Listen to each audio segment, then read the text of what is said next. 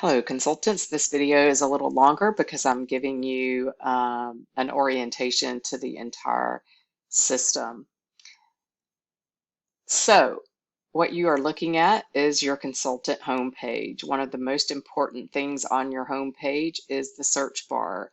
And in fact, no matter where you go in Salesforce, the search bar will always be available to you. It's very powerful, and you can search for absolutely any record that you have access to in Salesforce.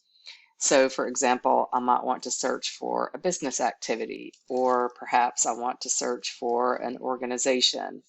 And so you're able to see the list of organizations that are available, mouse over it, and you get a nice little summary of information that's in that particular record.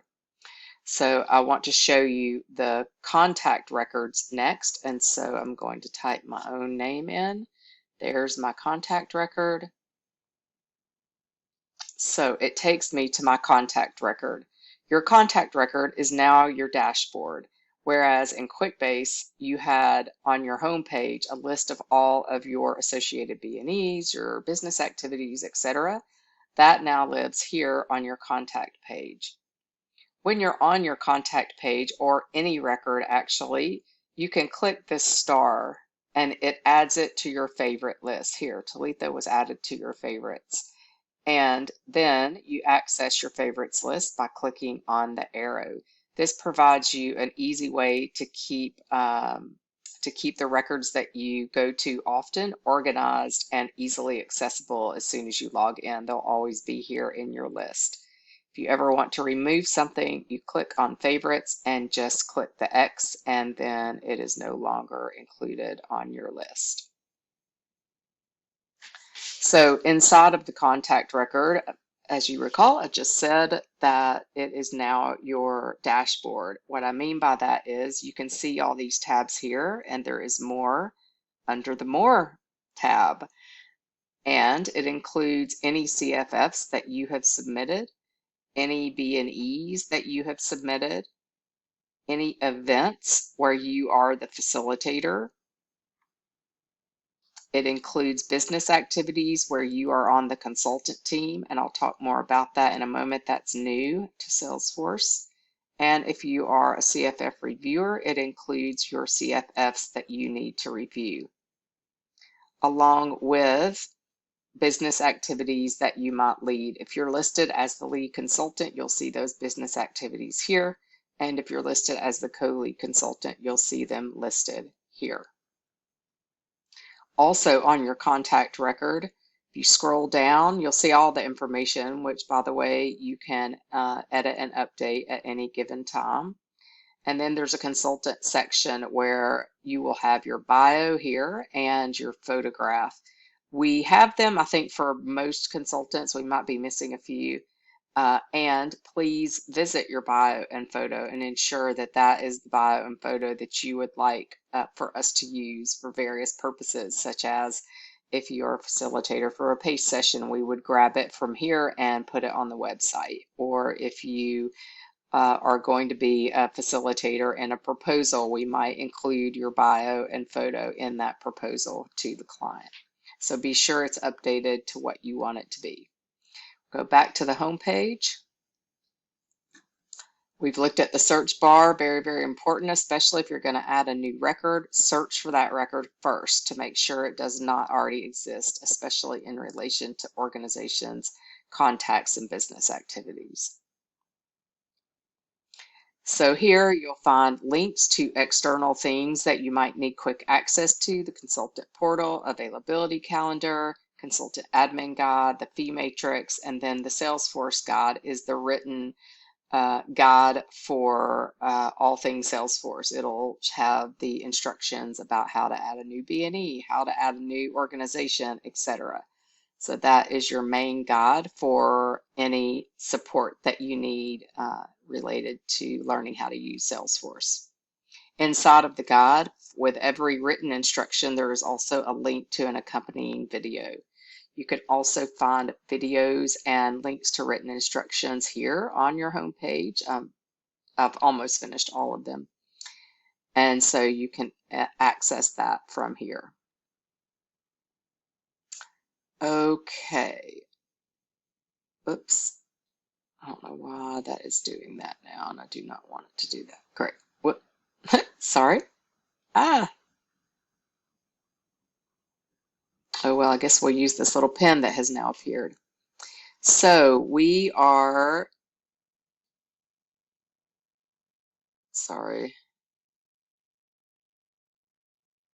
I don't know why. There we go. All right, I'm back. Here I am. So we were looking at the home page, and if you scroll down, you'll notice you can add a new organization here, add a new contact here, add a new business activity, or add a new B&E. I have separate videos about how to do all of these things, so I'm going to go straight into a tour of the business activity since that is where you will mostly be.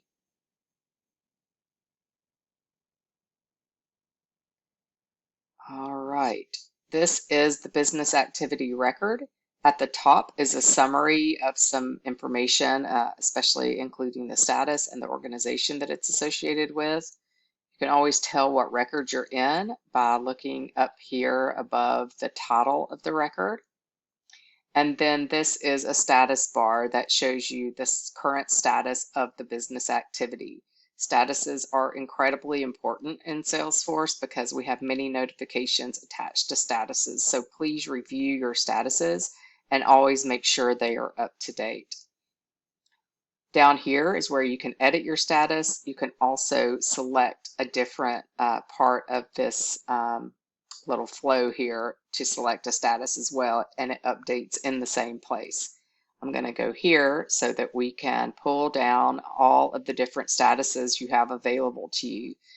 We used to capture statuses in multiple fields, and it was a little confusing to know which status was actually true. So now we have consolidated the statuses into one field with a wide variety of potential statuses that reflect actual reality. For example, a proposal could be in any one of these statuses.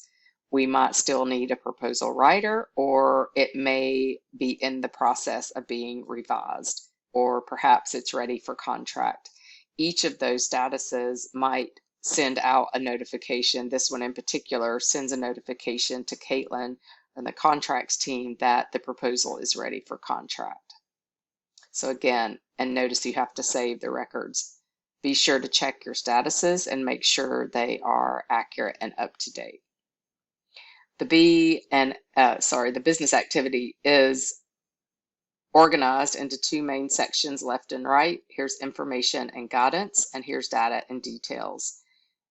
When you click on more, you'll see that there is an inquiry interview guide, and it includes questions to help you when you're on an inquiry call. These are potential things that you could ask in an inquiry interview. We also have proposal guidance, which includes a directory of proposal samples, links to templates for proposals, and boilerplate elements that you can copy paste into proposals. All of that information in a proposal that doesn't really change.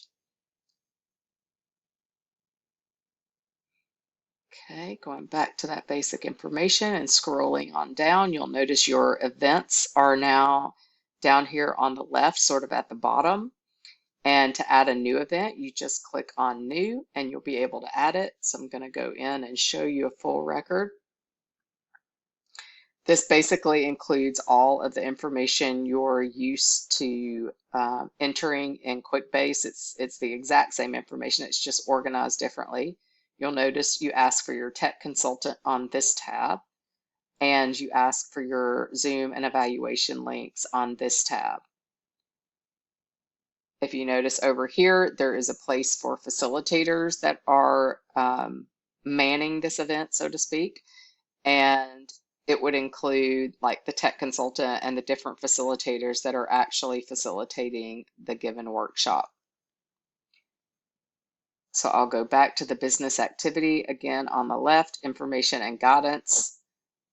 Scrolling down, you will see the events where you click on the arrow and add a new event. Over here on the data and details, there are several different tabs, and below each of the main tabs, you will find these sub-tabs. So I encourage you to click around and get familiar with what is here and where things are located. Always click on more to see what else might be there. On the inquiry tab, we have just the basic information that we'd like for you to capture if you're doing an inquiry call, along with a tab for you to take notes related to your inquiry call. It's just an open text box for you to enter whatever you need to related to the call. If you are the proposal writer, this is your tab, and you are able to enter the information about the proposal, including the amount. And here is where you would upload your proposal file. The contract details tab has, surprise, information about the contract.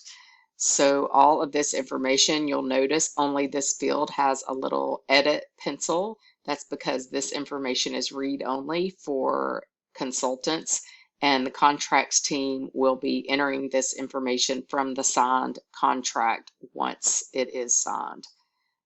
I want to point out this amount here, the consultant work budget, is the amount of the contract without the admin fee. So this is the actual money that is available for your contract. Here is where you would upload your the contracts team will upload your contract, and if you need to request an amendment, this is where you do it. You simply click on New. It's already related to the business activity. You click the boxes that are relevant for your needs, and you'll notice additional fields appear because this is the information the contracts team would need to create your new contract. And then you just simply click Save, and it will be listed here. Invoices will be listed here once I import them. So I want to come back to this basic important info tab because this includes information that you will likely want to access on a regular basis. This is the new consultant team table. So the team that is staffing the contract will enter this information, and it includes who the consultant is, so you connect to the contact record, and what their role is on this particular contract. And so we have made room for anyone who has any sort of role in relation to the business activity from the inquiry forward. And again, it's already related to this business activity. So that record is created and saved. And so you have the entire team listed here, including tech consultants, so that it makes it super clear who has been assigned to this business activity. Staff have access to an additional field on this consultant team record, and it is the percentage that each consultant will be paid for this contract. It is currently not visible to consultants, and we are working on making it visible, the percentage field, making it visible to lead consultants, because clearly a lead would need to know such things. It is there, however, only staff can access it. Here we have a new addition as well, and it's the budget, and this budget is going to be entered by the contracts team once the contract has been signed, and it will match exactly the scope of work in the contract budget. Each of these items includes the proposed day rate to the client and additional information that is relevant, and so then there's the total gross amount available for that particular type of work, and in this case it's planning and info gathering. So we have created this consultant team table and the new budget table in an attempt to structure the data that is related to the proposed day rate and the percentage that consultants are receiving, because it has been hidden in contracts and in open text fields in QuickBase, and so it has sometimes been hard to identify exactly what day rate and exactly which percentage should be applied when the B&E is being verified. So we added these two tables to solve that problem. So the let me explain the contract balance, how it is calculated. This particular consultant work budget, no admin fee, is coming straight from those contract details. So it is the money available to pay consultants because it does not include the admin fee. This is here strictly because I have historical records in here, historical B&Es that are attached to these contracts.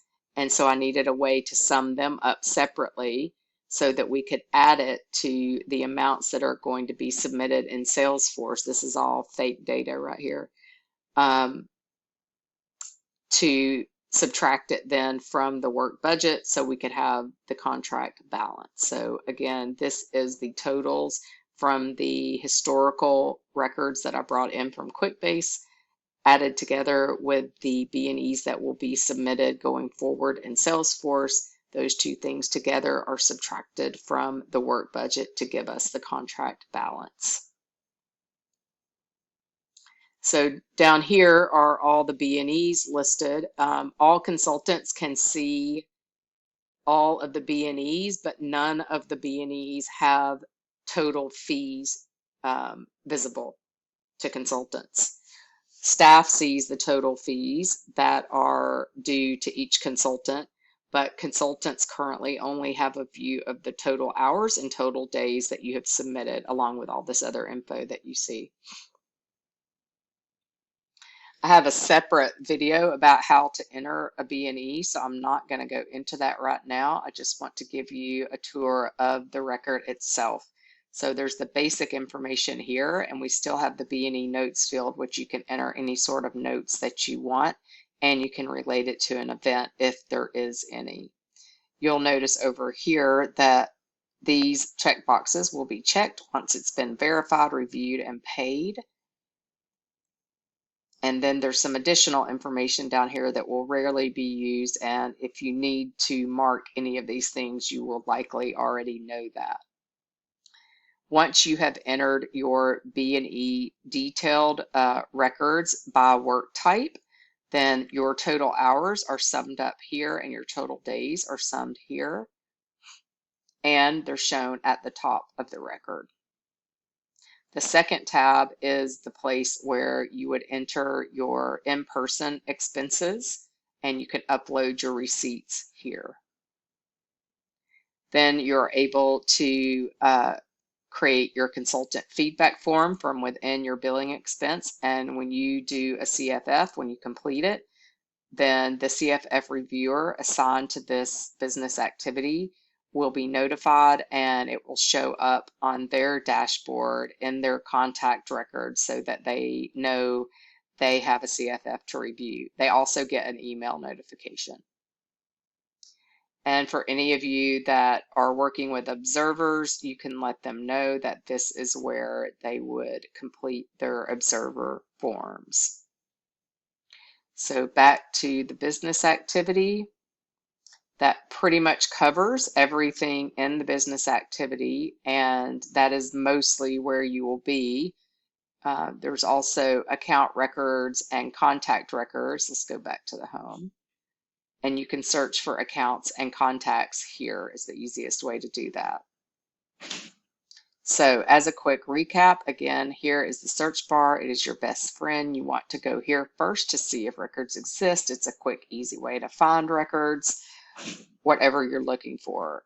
When you're inside of a record, you can click this favorite star and it will save it to your favorites list, which you can access by clicking the drop down arrow.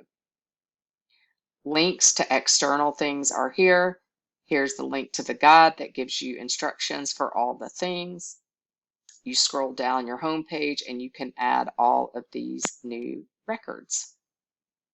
So I hope that oriented you to what's here, and I encourage you to really click around and familiarize yourself with where everything is. And we are here to support you. You can just contact the office and let us know that you need support, and we'll make sure somebody connects with you to help you. Thank you so much.